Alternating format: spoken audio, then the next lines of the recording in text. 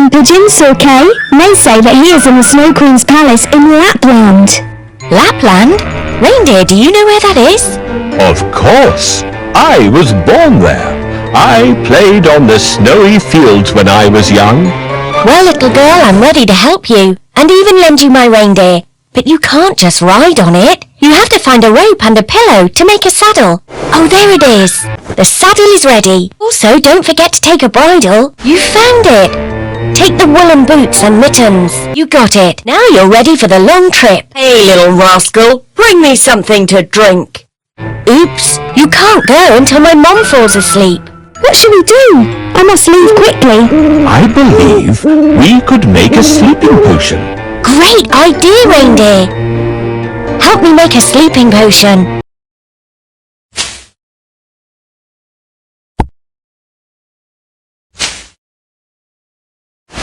It's almost ready. Let's dilute it. The potion is ready. She has fallen asleep. Now you can be on your way.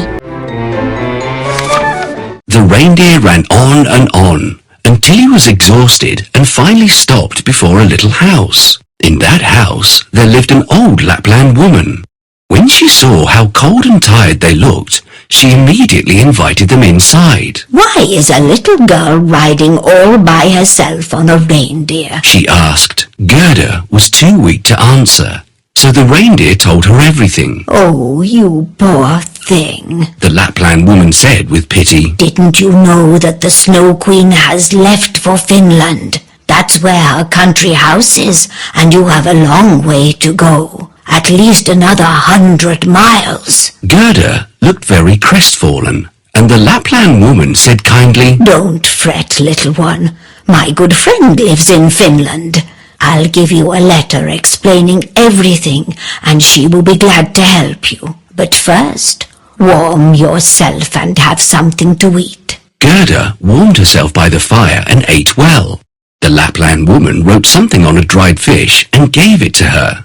Then the woman lifted Gerda back onto the reindeer's back and tied her on safely, and the reindeer took off at once. Before long, they were trotting through Finland, and soon they found the friend's house. The house had no door, but a large chimney, so they knocked at the chimney. When the Finland woman opened the door, they were greeted by a blast of heat. It was very warm inside, and Gerda soon had beads of sweat on her forehead. The Finland woman was dressed in light clothes, and she made Gerda remove all her layers as well.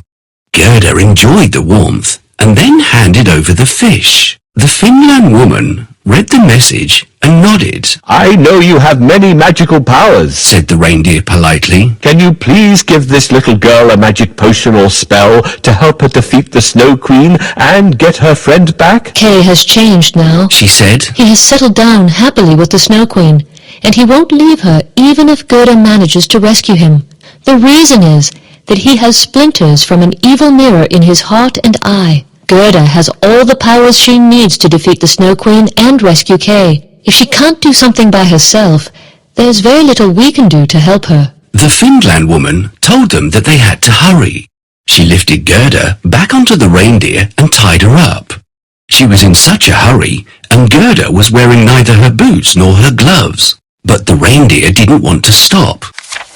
He went galloping so fast that he couldn't turn back and head over to the Finland woman's house to get Gerda's boots and gloves. The reindeer stopped only when he reached a bush with red berries. There, he set Gerda down, and she sped straight towards the Snow Queen's palace. She ran as fast as her legs could carry her. She saw a regiment of snowflakes approaching her from a distance.